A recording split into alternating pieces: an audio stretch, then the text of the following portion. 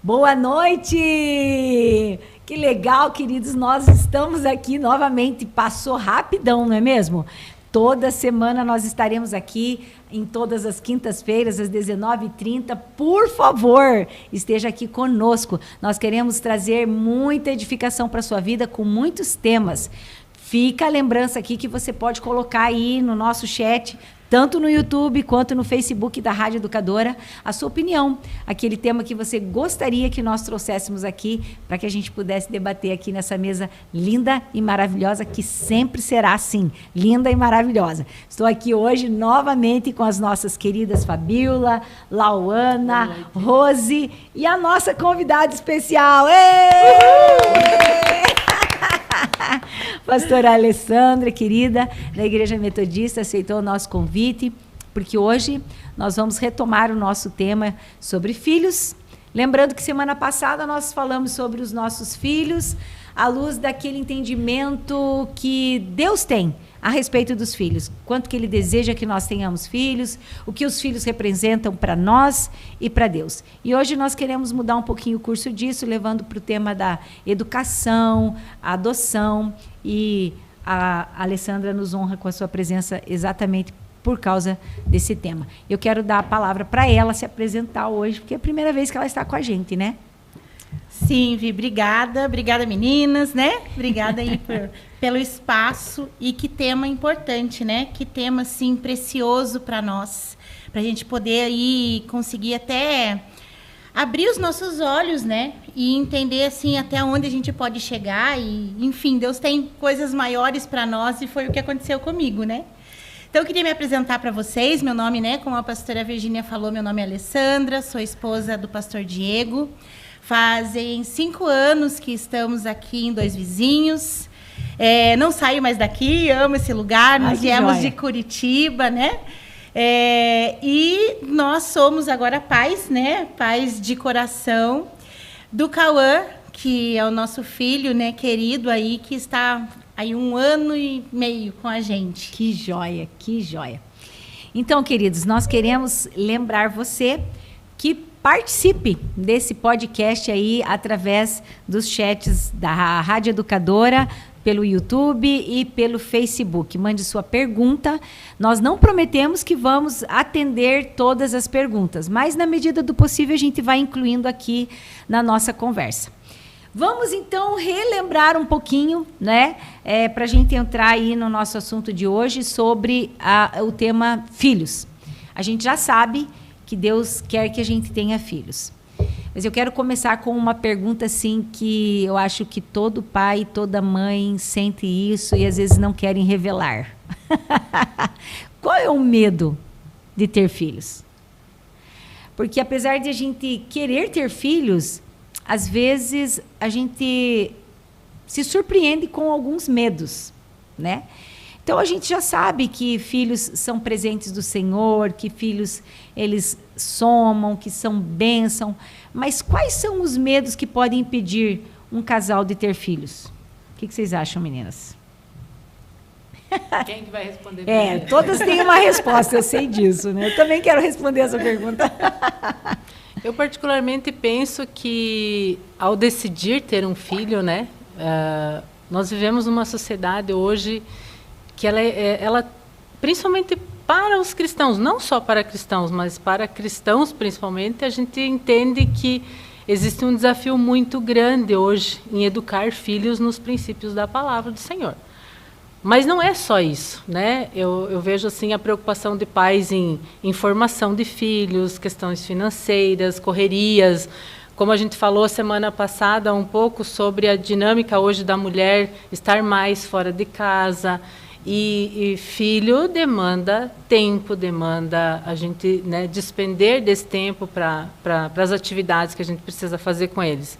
Então, eu vejo que seria, né, uma parcela seria nessa questão aí de muitas mulheres hoje não estarem em casa, e terem que ir para o mercado de trabalho, né, fazer as suas atividades e ainda assim criar filhos e outras demandas mais. A Lau, que não tem filhinhos ainda, Lauana, você tem algum medo? Hoje não mais tanto. Ai, que bom. Hoje não mais tanto, mas assim, acho que o medo é o que vendem. Eu estava vendo na internet uma advogada especializada em direitos da mulher, principalmente em área de divórcio, e tinha uma enxurrada de comentários de mulheres defendendo o child free, que é não ter filhos, né? É um movimento de não ter filhos.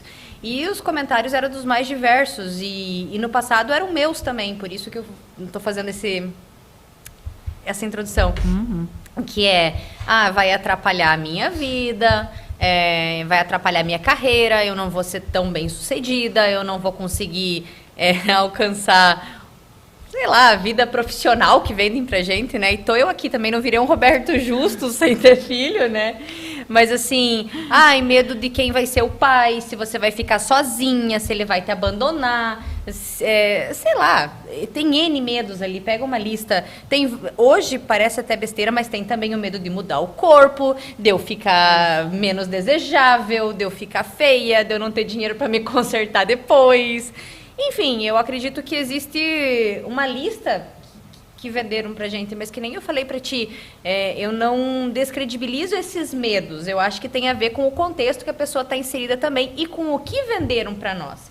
Porque além de nos venderem ser uma super mulher, tiraram a responsabilidade do homem também. Então é todo um conjunto que, se somando, gera todos esses medos nas meninas novas. E o movimento Child Free, inclusive, tem alguns restaurantes e lugares já que são child free, que é para você não se atrapalhar com o barulho da criança do lado. Não aceitam crianças. Por quê? Porque criança faz barulho, porque criança incomoda. Então, assim, existem lugares que já tem o selo child free. Então, cada vez mais nós estamos crescendo num movimento em que as mulheres não...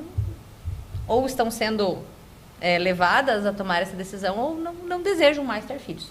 Pois é, e você está aqui conosco no Betelcast, o seu podcast cristão. Então, queridos, você vai ouvir de nós a opinião bíblica a respeito de todos os temas que nós trouxermos aqui. E nós somos super defensoras de famílias grandes e abençoadas, que vai contramão, né, daquilo que o mundo tem pregado. Agora, uma coisa que eu acho assim, que eu aprendi né, com o tempo aí, é conversar com os meus medos. O problema é que a gente não quer conversar com os medos da gente. A gente tem um medo, forma um medo na mente da gente, e a gente fica todo dia sendo, assim, cutucada por aquele medo. De vez em quando aquele medo dá um cutucãozinho, você deixa para lá. E enquanto você não coloca o medo assim para fora, e você não vê o teu medo, você não consegue resolver ele. E uma coisa que eu aprendi foi isso, foi conversar. Tá, mas eu estou tendo esse medo por conta do quê? Eu tenho medo disso. Por que eu tenho esse medo? E eu acho que a gente encontra um caminho para resolver esse medo assim muito mais rápido. E ter medo, né, a gente precisa entender que existem dois tipos de medo. O medo que é natural, Deus criou a gente. Então, quando a gente sente medo, não é que o plano está errado, não que Deus tenha criado a gente errado. Mas existe um medo que ele é protetivo. E existe um medo que ele é paralisante. Esse medo que nos paralisa não vem de Deus. O medo que é protetivo é, por exemplo, quando você está assim, num lugar que você vai ver que você vai cair, lá num penhasco, e você precisa ter medo porque esse medo te protege. Faz você ser cauteloso, né? Para você andar e chegar perto do penhasco ali. Então, esse medo, ele é saudável, ele é necessário. Então, é necessário que a gente converse com os medos, para ver se esse medo ele é protetivo ou ele não vem de Deus, ele vai ser paralisante. Ele quer te paralisar naquele lugar, não quer que você avance, não quer que você pense numa outra possibilidade, que de repente é a vontade de Deus. Falando sobre essa questão de medos, não sei se a Rose quer falar um pouquinho sobre isso, e depois quero entrar já no assunto com a Ali. Pegando o gancho com a Lauana, realmente eu acredito que uma boa parte das mulheres, elas vão ter medo do corpo ficar transformado, porque vai transformar. Só que ter filhos, ele nos faz mulheres mais maduras, com mais maturidade, mulheres que dão valores para as coisas importantes, não para as coisas pequenas. E eu também tinha medo, mas vou dizer uma coisa para vocês, eu fiquei com medo depois que eu tive o Daniel e a Sara de ter o terceiro filho. E eu não tive. E hoje eu me arrependo de não ter tido o terceiro filho. Os medos sempre vão vir, mas é o que a pastora falou, a gente precisa colocar eles para fora. Eu lembro uma situação que eu passei com o Daniel e a Sara pequenininhos, eles brincando na sala, e eu tinha medo que eles morressem. Olha a minha cabeça. E hoje eu vejo as mulheres me falando, ai, mas eu tenho medo que os meus filhos morram porque matem eles. E Deus me leva lá atrás. E nesse momento, quando eu senti o medo que eles morressem, Deus falou comigo, me entrega a eles. Eles não são seus. O teu medo vai sair se você me entregar a eles. Naquele momento eu fiz uma oração a Deus e eu entreguei o Daniel e a Sara para Deus e o meu coração descansou. Uau. Então eu vejo que quando nós entregamos o nosso medo, as nossas preocupações com filhos para Deus, tudo vai funcionar melhor, né? Com certeza. Sempre, né? Sempre Deus ajustando a gente, com certeza. Ali, então você é uma mãe do coração, né? Sim. A gente quer invadir um pouquinho a tua privacidade aí para a gente poder edificar as nossas vidas e dos queridos que estão conosco. Amém. A respeito da adoção, né? O desejo de ser mãe. E vocês chegaram a essa decisão de serem pais adotivos. Por quê, Ali? Você pode compartilhar Sim. conosco? Na verdade, nós já estávamos fazendo várias tentativas, né, de sermos aí pais biológicos. E ocasionou que o meu esposo teve câncer, né? E aí acabou atrapalhando bastante ali a questão da gente, né, conceber ali um filho biológico.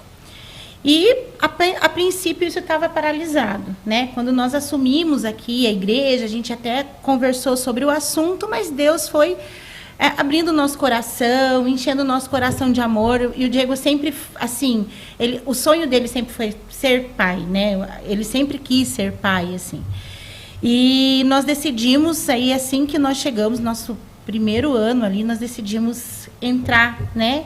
E entender quais foram os processos e como que faríamos aí para que a gente pudesse adotar. E aí foi uma longa história, né? A gente quer ouvir.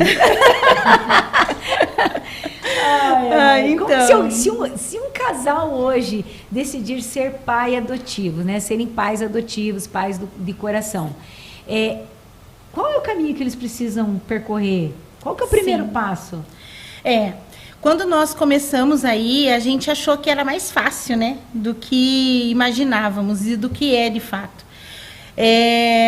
Então, assim, em primeiro momento, nós precisamos... a gente acabou tendo que ir no fórum, né? Chegamos no fórum, fomos aí indicados a alguns passos a serem tomados. Então, houve todo um processo de documentação, de exames, né? Então, exames tanto meu quanto, né, do Diego. Depois disso, vem toda uma visita, né, de um assistente social, um acompanhamento, né, enfim, que eles fazem avaliação da nossa vida, do nosso tempo, do porquê que nós queremos, né?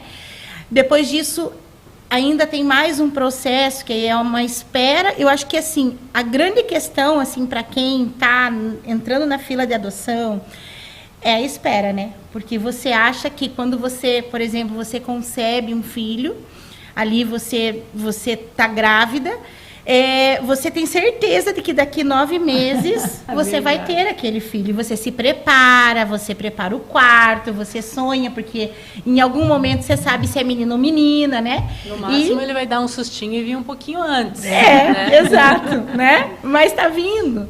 E no processo de adoção, não, né? Então, a gente tem que trabalhar muito a nossa expectativa, né? E eu sou, assim, muito imediatista. Então, nossa, saímos de lá felizes da vida e tudo. E não foi bem assim, né? É um tempo de espera. Mas te interrompendo um pouquinho. Sim, pode falar. Eu ouvi dizer que quando você coloca algumas especificações, isso atrasa mais o processo de você... efetivar a adoção. Mas quando você se abre para, né, adotar uma criança que está ali sendo apresentada para você... Sem nenhum pré-requisito, né? Isso, sem nenhum pré-requisito. Irmãos, que seja maior. Isso, é mais rápido. Isso procede? Sim, é verdadeiro? Sim. Então, assim, né, só terminando ali a tua pergunta, que eu acho que é importante, que às vezes as pessoas querem também ouvir... sobre esse tempo, né, de espera. Porque além de você ter a documentação, de ser aprovado, de vir ali, enfim, testificado de que, ok, você já está preparado, já está apto, não significa que você vai ter essa criança amanhã, né? E aí, sim, entram o que a gente quer, qual é o perfil dessa criança que a gente pode optar, né? Então, nós fomos muito bem orientados e algo que eu acho que, assim, veio à tona não muito tempo atrás, eu acho que isso é mais recente mesmo, são os cursos que nós precisamos fazer antes de se tornar, né, um apto para adoção. E ali você abre a tua mente, porque você acaba desmistificando muita coisa. E aquilo que muitas vezes você romantiza cai por terra. Porque você romantiza uma criança perfeita, né? Que vai chegar em casa, vai te chamar de mãe, né? Que vai, enfim, eu falo, meu Deus, eu ia dormir num dia e eu acordo no dia seguinte, eu tenho que fazer Nescau para um filho, vai ter um menino aqui ou uma menina me perguntando coisas e eu, né? Como assim? Então é um preparo, né? E isso nos ajudou muito a entender o perfil e o que queremos. E dentro desse processo de adoção e nesse momento, né, que já está validado, enfim, depois do curso, você começa a ver que tem algumas coisas que não vai dar pé para você. Então você tem que entender como está o teu financeiro, você tem que entender como você vai se preparar para chegar a essa criança. A gente precisa verificar também, enfim, o que de fato, aonde você pode ir, porque você precisa ter um tempo de adaptação e de convivência com essa criança lá na casa lar, ou enfim. E aí, se você for, para onde você for, os custos são seus. Então, se você decidir abrir para o Brasil todo, por exemplo, você sabe que muitas vezes você vai lá para Manaus, você vai para, sei lá, qualquer outro estado, e você tem que ter a consciência de que você vai ficar lá uma semana, 15 dias, enfim, e em contato com essa criança, e os custos todos são seus. Então, nós decidimos, assim, entender o que nos dá mais pé. A gente pegou Paraná, Santa Catarina, até o limite ali do Rio Grande do Sul, né? Abrimos ali. Entendemos que também, eu tinha um acordo com Deus, né? Então, eu falei assim para Deus, Deus, até os meus 40 anos, até meus 40 anos, ok, criança pequena. Porque aí a gente tem pique, né? Bebê e tudo mais. E a gente já está numa pegada diferente de trabalho, e, enfim. Mas depois disso, aí eu vou fazer uma adoção, né? Enfim, com uma criança um pouco maior. Depois do curso, eu entendi, e aí Deus gerou, assim, uma alegria muito forte no nosso coração, porque determinada idade para frente, elas acabam se tornando crianças inadotáveis. Então, são crianças que já não têm mais chance. E aí essas crianças começam a ser devolvidas, porque o processo é muito longo, né? Então, às vezes, você fala assim, olha, eu quero entrar na fila para um recém-nascido. Mas aí você precisa entender que esse recém-nascido, ele precisa ser rejeitado por todas as pessoas que ele conhece. Então, a justiça vai aonde? Ela vai nos pais, vai na mãe, vai no padrinho, vai nos avós, vai nos tios. Então, ela tem que ser rejeitada por todo mundo para depois ser destituída e aí ir para adoção. E esse processo não é um processo assim rápido, ele é um processo mais longo, né? Então, assim, de você pegar hoje, não existe mais a pessoa parir e entregar para, né, para alguém que queira adotar, enfim, ela vai pegar uma tutela ou algo do tipo, mas é muito mais difícil. Então, a probabilidade de você ficar 10 anos na fila é muito maior, né? Então, nós buscamos ali um perfil, começamos até 5, depois estava demorando demais, deu ali uns 3 anos, mais ou menos, de espera, né? Subimos para 8, e aí chegou a ligação tão esperada, né? E eu estava trabalhando na época e tudo mais, e o Diego recebeu essa ligação de uma assistente social falando que finalmente nosso filho tinha chegado, né? Então, que tinha um menino. E aí ela contou um pouquinho da história dele, pediu para ele entrar em contato e a gente conversou, fizemos uma entrevista com essa assistente social. E aí nós sentamos para conversar, que a gente tinha que dar um ok ou não e entender de fato o que nós faríamos. Com o curso, a gente entendeu que infelizmente, hoje, os pais adotivos, eles não ainda, muitos, né, não estão preparados para receber uma criança. Eles querem uma criança perfeita, eles querem uma criança quietinha, eles querem uma criança que não faça nada. E a questão é que essa criança, ela vem cheia de marcas, né? Ela vem frustrada, ela vem machucada, ela já vem com toda uma questão de rejeição. E aí o que foi passado para nós é que essa criança ia chegar no nosso limite máximo de teste para entender se de fato a gente ia ficar com ela ou não, né? O meu filho, por exemplo, ele já foi devolvido 3 vezes, né? Então ele foi para casa, foi adotado, daí não deu certo, foi devolvido, depois foi de novo, daí foi devolvido. E aí foi uma série de rejeições ali, né? Diante da vida dele, mais. A última ele devolveu a família, né? Então, assim, o que essa criança vem trazendo, né? No coração e na alma, né? E como nós cristãos também podemos fazer diferença na vida dessas pessoas.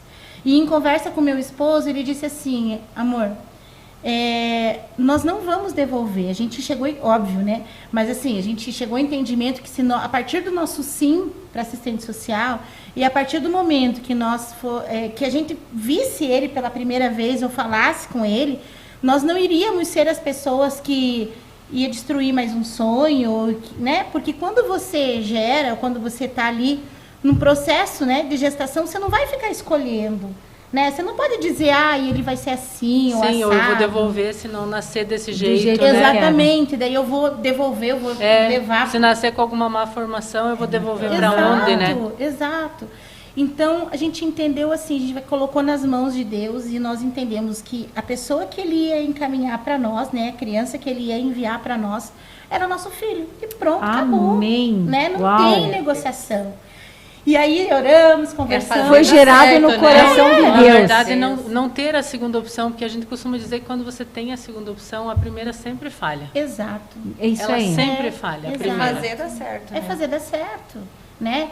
E assim, não importa quantos filhos, cada um é diferente do outro, cada um vai ter suas dificuldades. Hoje mesmo, né, eu estou ali enfrentando, quando eu digo assim, né, nós estamos com ele há 1 ano, então chegamos ali na pré-adolescência já, ele chegou com 11. Com 11, eu ia perguntar. E foi assim uma loucura, porque quando nós chegamos na casa lar, ele estava na janela esperando, veio correndo. Ai. E foi muito lindo, assim, né? Mas eu sou muito racional, né? Então meu Deus, né?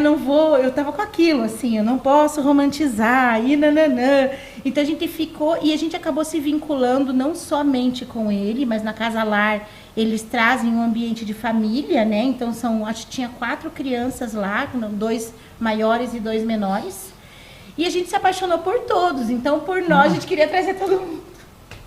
Ai, meu Deus, é muito difícil, né? Daí conseguimos fazer um culto lá, conseguimos ter um papo aberto com os adolescentes, né? E adolescentes que já não queriam mais entrar na fila de adoção, por medo de devolução, por tantas situações, eles entenderam que ali era a casa deles, eles não queriam abrir essa porta.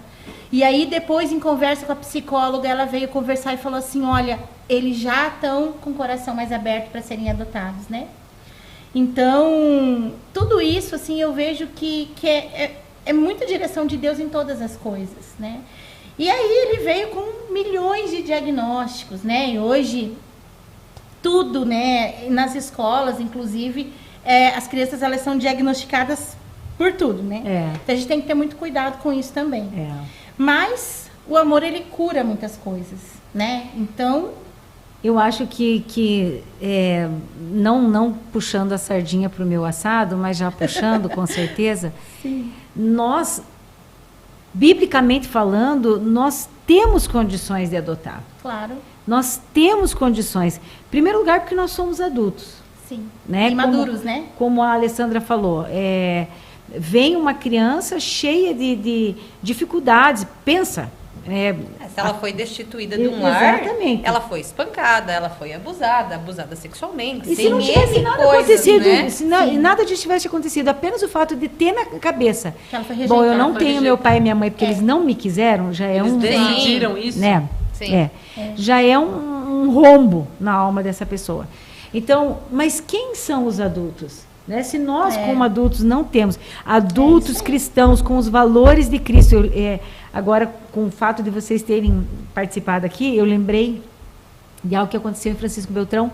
Uma senhora chegou para mim e falou assim, uma jovem senhora, ela tinha casado recentemente, e alguém falou para ela assim, olha, eu acho que você casou errado. Você não devia ter casado com esse homem. Não era a vontade de Deus que você casasse com esse homem. E aquilo estava atormentando a mente dela. E ela veio conversar comigo e ela disse, pastor, e se eu casei errado? Deus disse, se você casou errado, minha querida, agora tem tudo para dar certo. Porque o que faz dar certo não é a pessoa com quem você casa, mas é o princípio que você vive. Uau. Então, se você vive o princípio bíblico, vai dar certo. Isso se aplica na educação de filhos. Hoje eu estava ouvindo... Porque o amor também é uma decisão. Exato. Fato. Né? Eu decido amar. E daí, dali em diante, eu vou fazer coisas que melhorem o cotidiano do outro. Exatamente. Demonstram esse meu amor. Eu vou ter uma doação, né, para a construção disso. Eu ouso dizer hoje, sem medo de errar, que essa fala que muitos dizem, né, que tem o hábito de dizer, a gente não tem um manual para criar filhos. Temos sim. Não temos uma cartilha, o filho não vem com a cartilha. Vem, se você quiser, se você não tem, você compra, sabe? A Bíblia é uma cartilha, um manual. Hoje eu estava escutando e indico para todo mundo ouvir a ministração do Luciano Subirá, falando daquele livro que ele escreveu, inclusive... Preciso comprar esse livro, Como Flechas, né? Falando sobre educação de filhos. Quando eu terminei de assistir a ministração dele, eu falei, olha aí, ó, acabou essa fala. Não tem manual. Não existe manual. Não vem com cartilha. O manual é a Bíblia. Para todo e qualquer tipo de relação, gente. Se você aplicar o princípio, como que ele educou os filhos? Nos princípios bíblicos. Era assim que a Bíblia dizia, era assim que ele fazia. E super deu certo. Então, às vezes, nós não queremos estudar a Bíblia, verdade. não queremos aplicar o princípio, duvidamos do princípio, e aí a gente diz, né?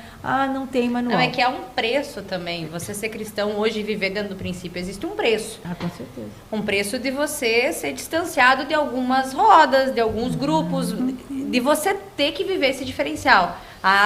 Daí já começa que às vezes não é nem a vontade do filho, mas o pai acha que daí o filho vai ser excluído, daí já não quer que o filho faça, daí começa a flexibilizar muita coisa. E eu não falo isso com propriedade, né? Mas a gente vê isso acontecer, porque é um medo dos pais também que o filho não seja amado, né? Que ele seja rejeitado pela escolha que a família tem, né? Mas eu penso, se eu, quanto mãe, que sou a responsável, se eu e o meu esposo somos os responsáveis, somos as pessoas assim que Deus colocou para que a gente pudesse direcionar os nossos filhos, nós temos que dizer o que nós vamos fazer. Sem dúvida. Tanto que a palavra de Deus diz que é para a gente ensinar os filhos no caminho. Até porque então eu tenho que ir no mesmo caminho. Que dirige, né? Eu tenho que ir no mesmo Na verdade, caminho. Deus é através de nós, né? Até porque ninguém mais ama teus filhos do que você. Exatamente. E se a gente não aplica o princípio, é porque a gente está duvidando do princípio. Exato. Se eles sentem essa insegurança em nós, capaz que eles vão andar naquele princípio. Se a mãe e o pai duvidam, né, de que aquilo funciona, então eu também vou duvidar. É isso. E você sabe que eu estava pensando nessa temática da adoção e lembrando que Jesus foi um filho adotivo.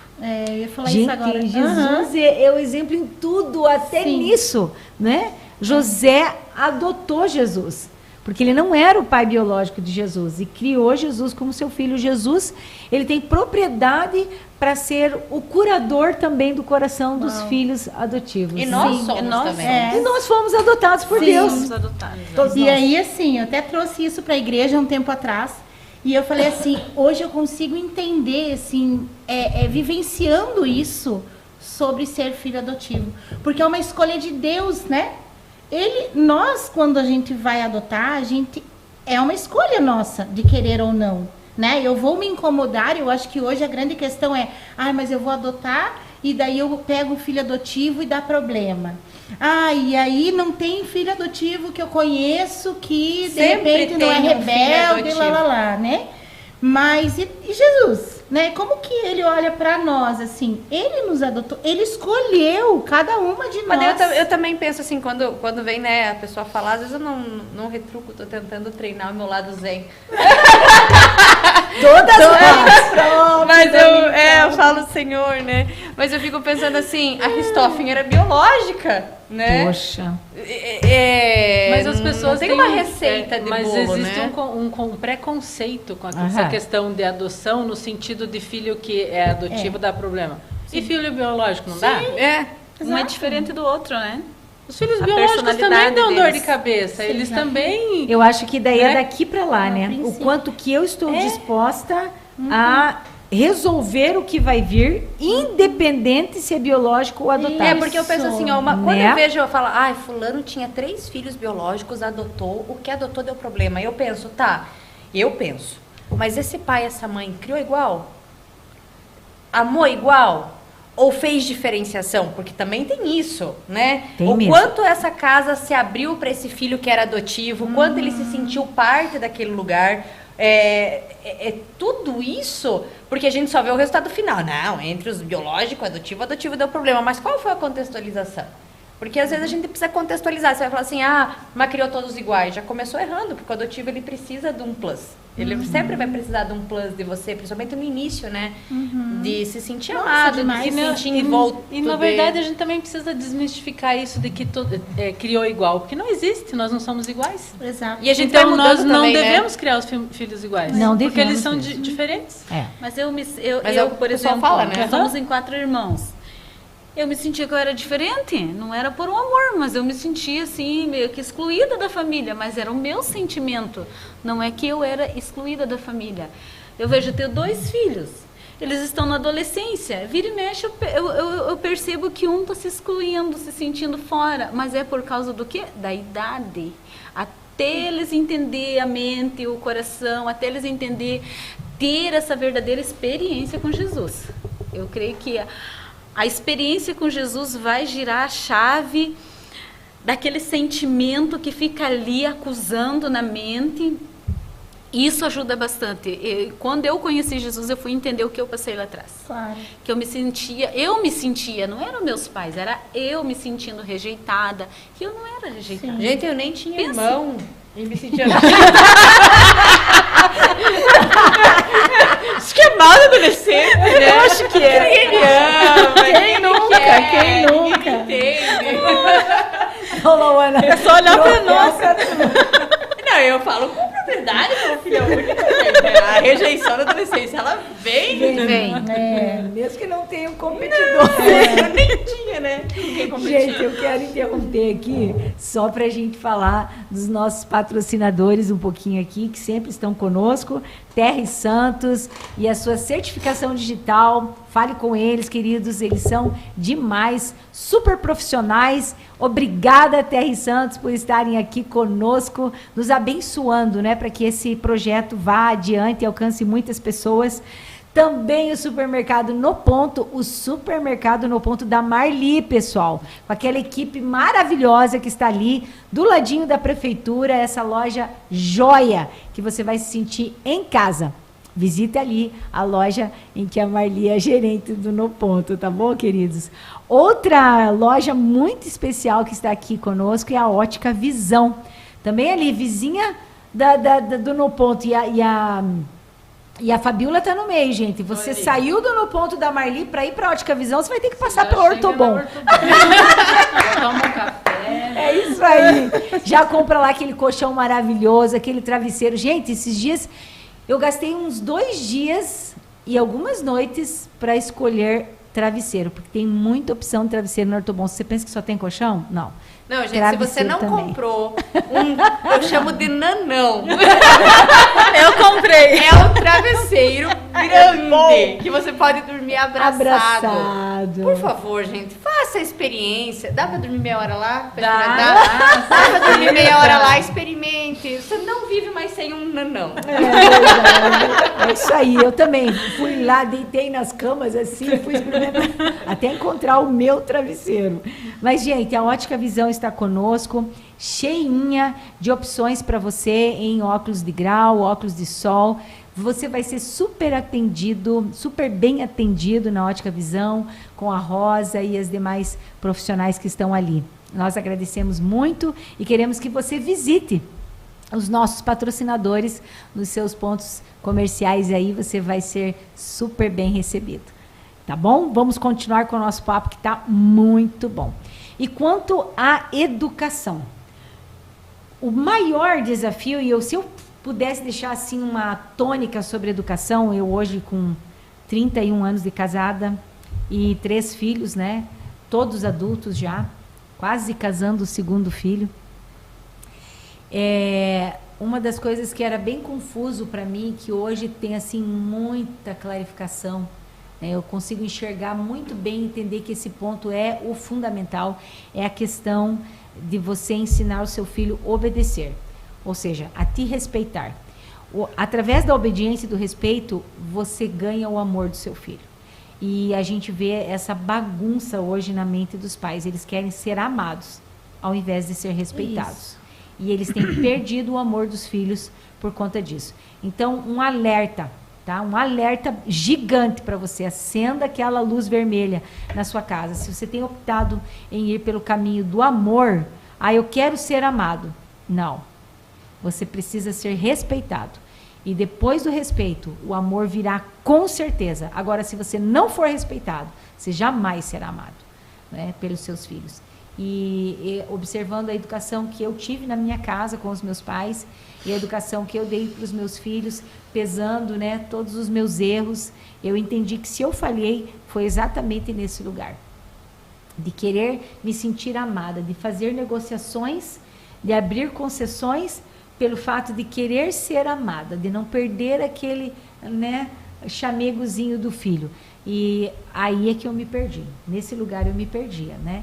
Então, se eu pudesse deixar um conselho, que eu, por conversar com outros casais e assistir muitas referências aí de pais que foram vencedores, que têm filhos de êxito mesmo, eu vi que eles não abriram mão disso. Então, é sucesso, né? Sim. A gente conhece os princípios da palavra e eles são inegociáveis, mesmo que a criança tenha 3 anos, mesmo que a criança tenha 5 anos e assim por diante, né? E a gente forma o caráter dos nossos filhos até os 5, como a estatística diz, né? E até os 7 faz alguns ajustes e até os 12 dá um polimento. Depois disso é só Deus. É só Deus. Porque se a gente parar para pensar em princípio, você pega, por exemplo, mentira. Quando eles têm 2 anos, 3 anos, é uma mentirinha. Quando eles têm 8, é outra. Quando eles têm 16, é outra. Quando eles têm 30, é outra. É isso. E se eu negocio esse princípio dessa mentirinha lá aos 3, aos 5, depois, quem sabe lá... Só que lá até na os 5 frente, a gente ri, né? Sim, que a gente acha engraçado. bonitinho, né? E eu penso exatamente isso. Então, a gente não negocia em momento algum. Né? Mentira é mentira, em qualquer circunstância, em qualquer nível. E a questão do exemplo, né? Criança aprende pela observação muito mais do que pela palavra. Então, a gente às vezes fala algo e faz diferente, pronto, ela vai ficar com o que você fez. Sim. Mesmo que você Pastora, tenha falado. nessa pregação aí do pastor Luciano Subirá, eu não sei se foi essa, eu não sei se ele citou aquela parte que ele corrigiu o filho dele 9 vezes. Uhum. Foi na 8ª vez que ele ia parar, Uhum. e o Espírito Santo falou para ele assim: corrige agora, porque se você não corrigir agora, depois você vai ter consequência com ele. E eu passei essa situação com a Sara com 3 aninhos. Eu corrigi ela 7 vezes, eu tive que corrigir ela para ela permanecer naquele castigo que eu tinha colocado ela sentada no sofá. E conforme eu corrigia, ela saía com 3 aninhos. E na 7ª vez, ela obedeceu e ela permaneceu até eu tirar ela. E eu vejo que se eu não tivesse me mantido firme nessa parte com ela, eu estaria sofrendo muito mais hoje do que se eu não me mantesse firme naquele momento. Então, essa pregação do pastor Luciano Subirá foi muito joia, porque veio bem numa fase que eu precisava ouvir esta palavra dele. Daí eu falei, nossa, olha só, ele foi mais longe, ele foi 9 vezes. Eu conheço vários testemunhos sobre esse limite. E aí, de novo, se aplica a palavra do Senhor. A Bíblia diz que Deus corrige o filho que Ele ama. Deus disciplina. Tem umas traduções que falam sobre Deus disciplina o filho que Ele ama. E por que a gente acha que com os nossos filhos precisa ser diferente? Novamente, nós estamos indo contramão daquilo que o mundo fala, né? A questão da disciplina. Eu até entendo que tem famílias que optam por uma disciplina diferente da vara. A vara é um ensino bíblico. Eu defendo essa ideia, né? Às vezes vai ter que ser a vara mesmo. Agora, tem crianças que não precisam apanhar. É engraçado que tem crianças que têm um temperamento diferente, que você instruiu, você passou a instrução, é engraçado, cai no coração, a criança assimilou, ela obedece, de repente lá na frente você vai ter que de novo dar uma instruída, mas ela não é de dura serviço, sabe? Ela não faz por rebeldia, ela não faz por afronta. Tem crianças que não precisam mesmo. Ela vai ver, né? que eu era da vara. Eu também. Pela minha memória aqui, eu tô puxando. Eu não preciso nem puxar muito, porque foram tantas vezes. Eu não. Que eu tenho assim. Não. Eu nunca apanhei, eu acho. Eu fui da Sério, obediência. Alessandra? Olha só. Mas você Também não sabe, apanhei. assim, que o maior desafio meu foi isso, né?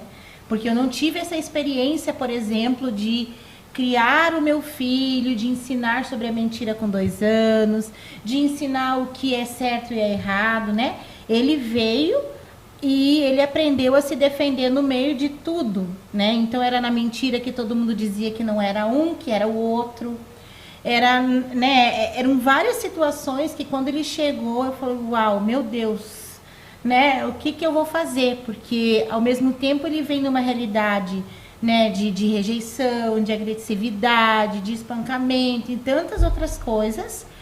E aí, né? E aí eu vou ser aquela mãe, né? Que ele chegou uma vez pra mim e falou, mãe, mas olha, o que minha mãe inimiga fazia era tal coisa.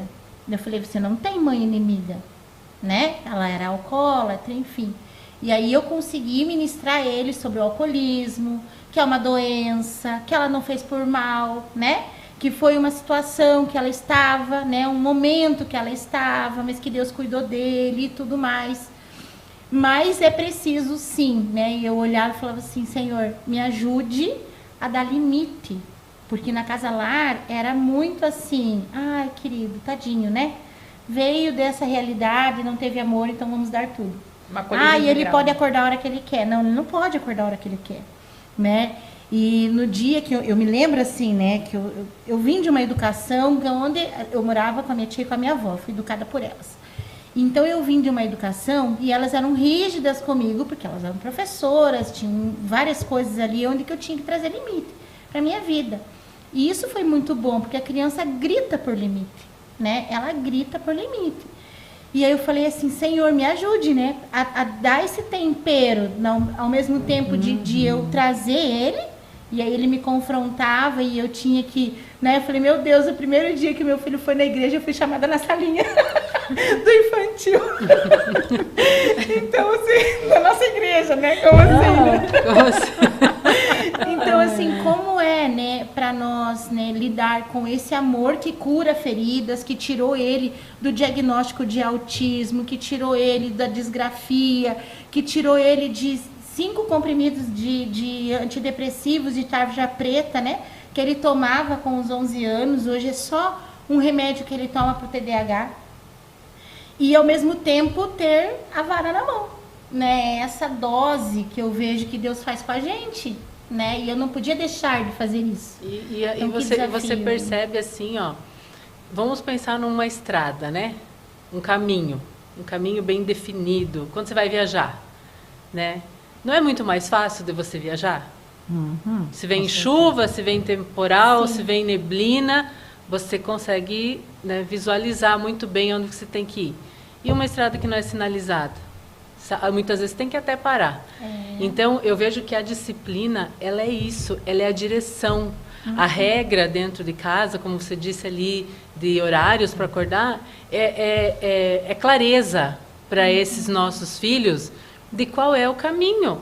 Sim. Porque eu vejo assim que isso facilita a vida deles, porque a questão de falta de rotina, falta de horário, falta de, né, de saber, claro, como que vai ser o meu dia hoje. A rotina traz segurança. Sabe Segurança, que exato. Eu ouvi um psicólogo esses dias, rodando o feed, né? Aí eu segui bastante sobre educação de filhos e tudo mais, eu me interesso bastante. Eu vi ele falando bem assim, que o excesso, e eu achei muito interessante, que o excesso de cuidado, né, ele é cruel. E daí eu falei, vou ouvir, né? Ele falou assim, por quê? Aonde é o lugar do filho cair? É em casa. Vai andar de bicicleta, você vai cair, mas é dentro de um ambiente... Seguro. É um tombo planejado, né? Porque ele vai Os cair. paramédicos já estão ali. Mas você está alinhando. O que geralmente a gente faz? Né? Ele falando da gente como sociedade. A gente super protege, né? Faz tudo, não ensina a fazer nada, porque a gente está ali o tempo inteiro socorrendo, fazendo, não ensina a resolver os próprios problemas. Aí com 18 a gente fala, mas agora vá. Agora você vai fazer a faculdade, aí agora você tira da estufa naquele ambiente nutrido e se vira, você coce, né? E cobra. Não, você não está rendendo, você não está fazendo desse jeito, você não vai ganhar, você não vai ser um bom profissional, e daí você sobrepesa uma coisa que você nunca ensinou. Não sabe lavar, não sabe cozinhar, não sabe viver, não sabe fazer uma conta, não sabe ir num banco, não sabe cuidar que pessoa que é boa, que pessoa que é ruim, no que acreditar, no que acreditar, não sabe nada. E você joga pro mundo e você cobra. Daí ele que ele tava falando que o excesso de cuidado da gente é um amor cruel. Porque na hora de ele ter as próprias experiências, ele não tem aporte emocional nenhum, vivência nenhuma para viver aquilo. Porque eu falo aporte emocional para enfrentar um não dentro de um trabalho, para enfrentar uma crítica dentro do mercado de trabalho. E a faculdade de medicina tá com índice, outras faculdades também, mas medicina porque exige mais, até porque pela própria profissão, né, de responsabilidade, as pessoas estão se suicidando. Um nível de depressão gigante. Daí agora estão querendo fazer o quê? Fazer a faculdade baixar a cobrança. Só que são médicos. Não só isso é o problema. Por quê? Porque a vida de um médico, ela é estressante. Se ele vai ser cirurgião, tem uma vida na mão dele, né? E ele não vai entrar no centro cirúrgico, feliz, lalaiá. A hora dele ser cobrado é a hora que, por mais grosso que seja o professor dele, não estou dizendo aqui de violência emocional, nem nada disso. Estou falando só de uma cobrança mais firme. Tá ali. Se der qualquer coisa, você passa o instrumental ali do lado, tem alguém te dando... Uma crítica construtiva, muitas vezes. Não, às vezes os caras são mais grosseirão mesmo, hoje, eu não estou acostumado, antigo, em casa né? tudo que eu levo tá bom, tá ótimo, né? Sim. Ou a mãe ajuda, o pai ajuda. Ou até mesmo um feio, né? Que a gente às vezes não ouve em casa que é feio. Não, as mentiras, né? As mentiras que são feitas por nós para agradar os filhos, né? Elas são prejudiciais. É claro que a gente tem que saber como falar, mas nunca vão contribuir. Exato. Nunca. Esses dias não estava a Laís, ela é muito estudiosa, muito. As notas dela assim mais baixa, a educação física 9. Entendo. Né? E aí, mas ela tira 9.9, 9.8, tudo assim. E um dia chegou o boletim dela e eu falei, filha, a mãe precisa conversar com você. E ela é daquela que chora, né? Ela já encheu os olhos de lágrimas. Talvez, eu disse para ela, talvez você não tirou 10 em todas essas matérias aqui, porque você faz tudo muito rápido, a tua letra ela não é bonita. E ela chorou. E eu disse, isso não é, eu não quero a perfeição, mas eu estou dizendo para você que há algo que você pode melhorar. Que legal. Né? Isso é ótimo. Então, assim, mas ela vai muito bem, não tem necessidade. Não, mas existe algo que eu posso melhorar. E eu, enquanto mãe, eu posso dizer isso para ela. Claro.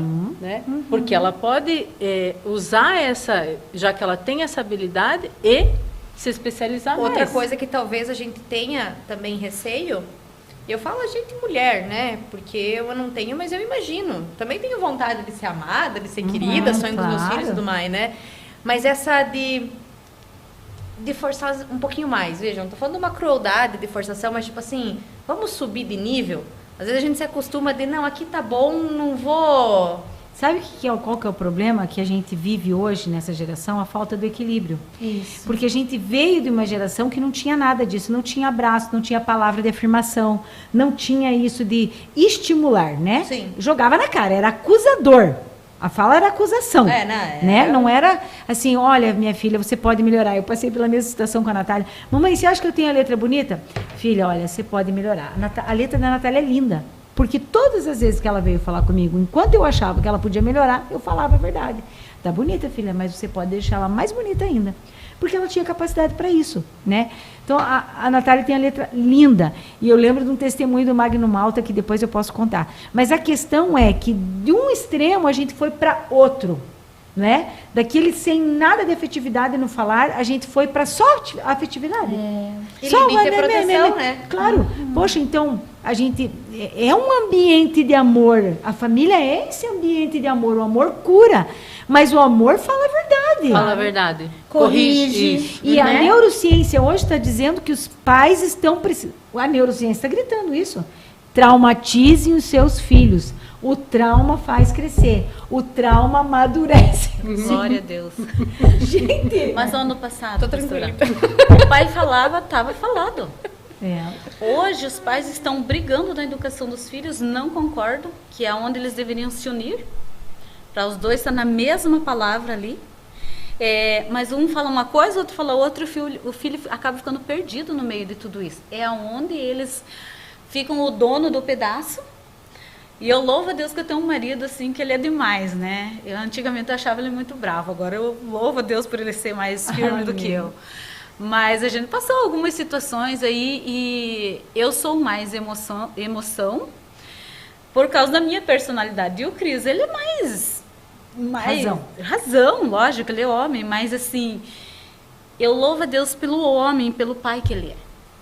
Porque eu acredito que se ele não fosse assim, eu teria sofrido muito mais na educação do Daniel e da Sara. Mas pela essa maturidade que ele tem, dele ser esse homem firme, posicionado, do que ele tem certeza na educação do Daniel e da Sara, é porque a gente vive melhor.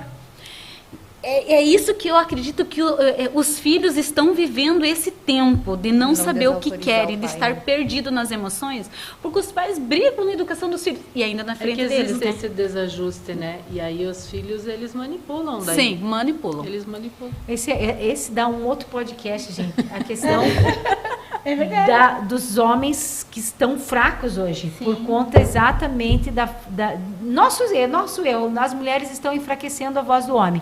E eu digo, para ficar claro o que eu penso, é o seguinte: nós mulheres estamos ouvindo outras mulheres gritando que a gente precisa se empoderar. Não é? As mulheres estão enlouquecidas para mandar, mas elas querem mandar nos homens grandes. Daqueles que já são adultos. Elas querem subjugar os adultos. Enquanto os filhinhos em casa estão batendo na cara delas. Os piazinhos estão fazendo elas passarem maior vexame. Contraditório. Gente, não estou entendendo. Que homem que você quer mandar? Porque no homem que você precisa mandar, você não manda. Aí tem um homem crescido, você quer mandar? Porque naquele que você tá nas tuas mãos para te Que é pra educar, você- para te educar a exatamente. ser um homem de Não, verdade, exato. aí você não educou. Né?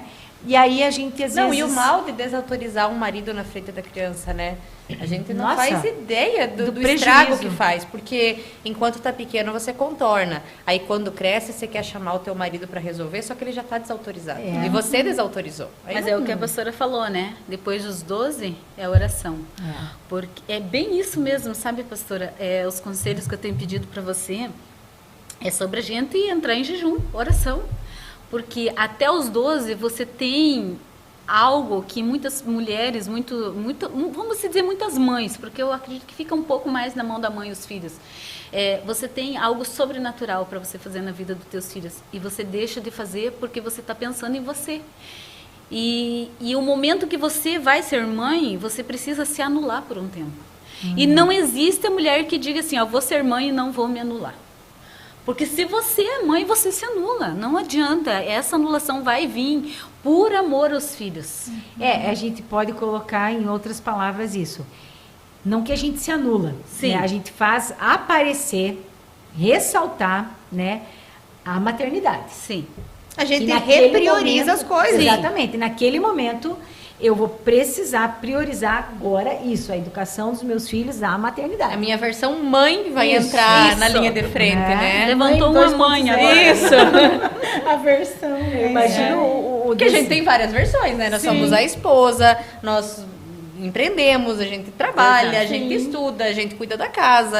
mil e uma E tem coisa. a mãe também, né? Isso, Mas daí essa- no momento mãe, a gente bota na fila e vai reajustando. Eu falo né? para os casais, né? Quando você vai casar, você conhece o teu esposo namorado.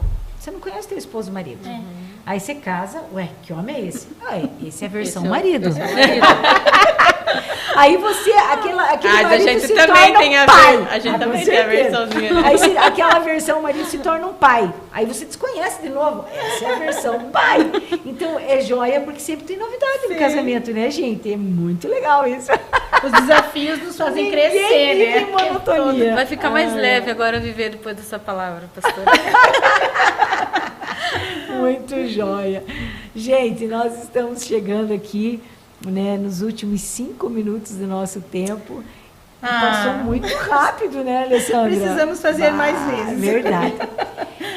Pelo que a gente falou aqui, né, sobre esses primeiros anos dos nossos filhos, a gente consegue perceber que o desafio da Alessandra aumentou muito, porque ela não pôde viver esses primeiros anos do filho dela, né?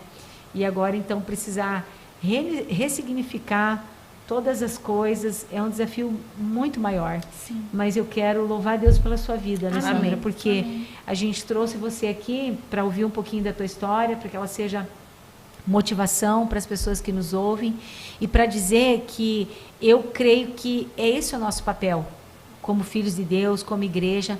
Existe uma estatística hoje que se cada igreja brasileira adotasse uma criança, não haveriam crianças para adoção. Uau.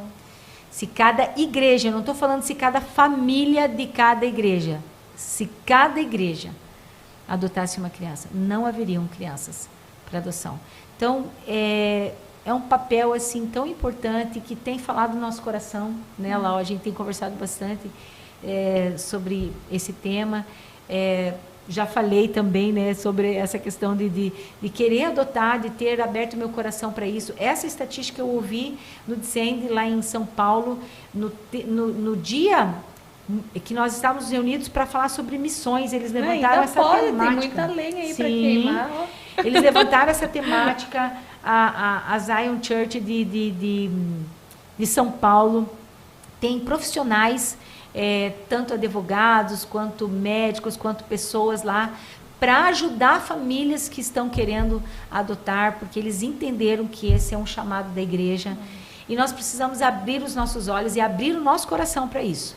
Orar por isso, orar por essas crianças que estão vulneráveis e fazer algo, né? Não só orar. Então, eu quero louvar a Deus pela tua vida, pela vida do pastor Diego. Amém, pastor. Né? E glória a Deus, eu conheço o seu filho, ele é uma graça. Sim. E eu sei, né, que no futuro aí a gente vai estar aplaudindo ao Senhor Amém. por tudo que ele fez na vida de vocês Glória a Deus. e na vida desse menino, e ele vai poder ser uma referência para muitas crianças Amém. Jesus. que serão adotadas. Amém. E ele vai abençoar Amém. muitas crianças que serão adotadas com o testemunho dele. Amém. Eu queria só uma palavrinha Por rápida favor. que, né, Deus falou comigo agora. E eu queria trazer assim, vai além da esperança, né? E eu queria trazer um recado aí para as pessoas que já pensaram, têm pensado e que às vezes Deus está tocando no coração nesse momento, né, de adotar um filho. E eu falo filho porque você precisa ter isso muito no coração. Você não está adotando por uma ação social, você não está adotando porque, enfim, né, você acha bonito ou porque você quer uma criança em casa. Você está adotando porque essa criança ela precisa de um pai, de uma mãe, né? E você precisa de um filho. Essa criança ela não tem que se colocar num papel onde, enfim, esses pais olhem para ela e entendam que está fazendo um favor por ela. Mas ela faz parte, ela quer ser integrada na família, ela quer ter, né, uma família de fato que delimite, uma família que ensine os princípios e que nós possamos, sim, ser o agente transformadores, né? É através de nós, né? Aquilo que Deus faz em nós, que a gente possa transbordar na vida deles, né? Amém. Esses dias, assim, bem rapidamente, né? Eu tava sem sono, e a gente tava sem sono, e o Cauã tava no quarto dele e eu no meu, né? E aí eu falei, vai dormir, Cauã, né? E ele, tô deitado, mãe. E aí a gente começou, sei lá como começou isso, mas a gente começou a falar sobre os livros da Bíblia, né? Daí ele falou que, agora ele disse que eu coloquei ele igual Moisés, que ele ficou no cesto. E depois que eu não queria trocar a fralda dele, daí depois que ele cresceu que eu peguei ele de volta, mas que ele era meu filho, né? E aí eu vi ele falando, né? E aí eu falava um livro e ele falava outro. Daí ele começou a falar Abacuque, e eu falava Gênesis, né? E a gente foi trocando ideia. E eu falei, uau, ele já tem conhecimento, né? Aí ele já foi o primeiro dia da célula dele, assim, ele já trouxe versículos, ele já memoriza. Então, caramba, olha o quanto Deus já tem feito, o quanto Deus tem transformado a vida dele. E isso vai ser transbordado em vida de outras crianças, né? Então, se a gente pode ser agente transformador na vida de tantas pessoas, por que não, filho, né? É isso. É verdade. Glória a Deus por essa palavra, concordo plenamente. Considerações finais, meninas? Eu acho que, só para dizer que essa é uma grande missão que nós temos e que a gente não deve colocar peso. Porque muitas mães estão colocando um peso nessa maternidade. Ela é árdua, né? Ela é constante. Mas a gente não precisa colocar um peso que não existe. E algo que eu creio assim é que todas as fases vão passar. A rebeldia vai passar, as noites em claro vão passar, e vai chegar a fase daqui a um pouco que eles vão casar, ter os filhos deles, enfim, e que a gente desfrute de cada fase, né, com leveza. Amém. É isso. Glória a Deus. E um dia vamos sentir saudade, né, desse tempo É deles em casa. É tão gostoso, a casa é cheia. A nossa casa sem nossos filhos, ela fica vazia. Eu já sinto isso quando o Daniel e a Sara saem para a rede de jovens e a gente fica sozinho no sábado. Falta algo, fica faltando aquele presente que Deus nos deu. Então, eu já tenho trabalhado a minha mente nessas situações e sei que tudo isso vai passar e que é um tempo precioso deles em casa. E também aproveite, e né? também, assim, ó, olhando por um lado positivo, qual que é a ideia? A ideia é a gente criar sempre da melhor forma para que eles sigam os caminhos. Para que eles vão, esse isso. é o bom, né? E é um jeito de você também reaproximar do seu esposo, de retomar algumas coisas, né? É verdade. Isso é bom. Sempre tem um viés positivo das coisas, né? Essa fala da Fabíola é muito importante, porque isso, nós precisamos ter clareza disso até na nossa vida. O que acontece se a gente não vive a fase na hora certa? A gente vai querer viver ela numa hora errada. É como, por exemplo, eu tenho 50 anos. É como se eu agora com 50 anos, porque eu não usei mini saia, nem top na minha adolescência, eu quero usar. Eu não usei. Vai ficar lindo, né? Lindo uma senhora de 50 anos usando mini saia e top, né? Porque na minha fase que eu não usei e que eu podia usar, eu não usei, agora eu quero usar e os outros que me engulam, né?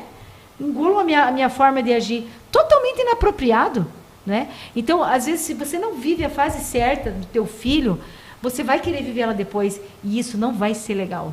Vai ser um prejuízo. Sim. A hora que ele chegar o momento do teu filho sair de casa e voar e fazer o voo dele, e se você não viveu lá aquele momento, ai, filhinho, querido, você vai querer viver, você vai querer que ele fique em casa, vai cortar as asinhas dele. Meu Deus, é uma tragédia. E vocês, mãe de meninos, por favor, mãe de meninos. Tá mirando pra mim. Mãe de meninos. Olha, as noras vão vir. As noras virão. As noras Sejam bênção. Vocês já passaram por isso. Ai, gente, Vai eu ser uma oro filha pela pra minha mim. nora desde agora. Assim, ó, não Deus, sejam uma filha ruins pra com mim. as noras, gente. Não, eu sou uma florzinha de Jesus. Né? Nunca vou me meter na vida da minha nora. Vamos fazer uma outra versão agora. Essa fala da Lauana, vocês, mãe de meninos, fica pro próximo podcast. Vai vir a nora, seja um... Sim. Porque eu não sei o que acontece com a mãe de menino. Sim. Porque com a menina não é tanto, mas com o menino... Mas não é mulher com mulher, Lauana. Pai. Mas a Bíblia não fala isso. A Bíblia dá até uns testemunhos ali sobre Ruth e Noemi ali de noras. Não, mas é por isso que Deus fala pro rapaz, Vaze, isso Mas mesmo. deixa o teu pai e tua mãe. Deixa teu pai e tua mãe se une a sua esposa. Aí, ó. Ai, queridos, obrigada pela companhia de vocês, obrigada por estarem conosco. Compartilhe esse podcast e essa edição, eu tenho certeza que vai abençoar muitas pessoas. E nós ficamos por aqui. Um beijo no seu coração, Deus te abençoe e até quinta-feira que vem, se Deus quiser.